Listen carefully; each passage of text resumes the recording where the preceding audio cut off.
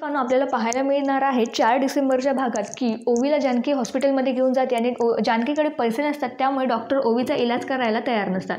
परंतु जानकी म्हणते काय दिवस आलेत, तुम्हाला एक डॉक्टर म्हणून शोभतं का हे? जर पैसे नाहीत पण मी देईल ना, 2-3 दिवसांनी काय ना पैसे देईल, परंतु पैसे नाही म्हणून एका माझ्या 9 वर्षाच्या मुलीला तुम्ही असंच सोडाल का? तडफडतं सोडून द्याल का?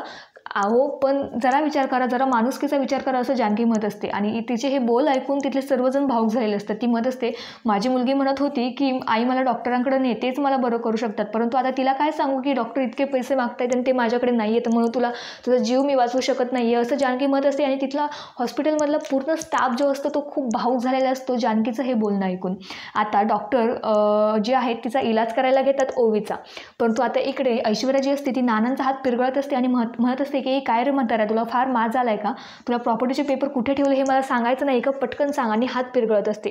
तितक्यातच सुमित्रा तिकडून येते आणि ऐश्वर्याला नानांचा हात पिरगळताना बघते.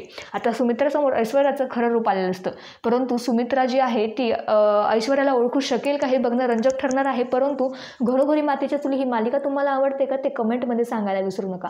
आणि असेच अपडेट्स बघण्यासाठी चॅनलला सबस्क्राईब करा. धन्यवाद.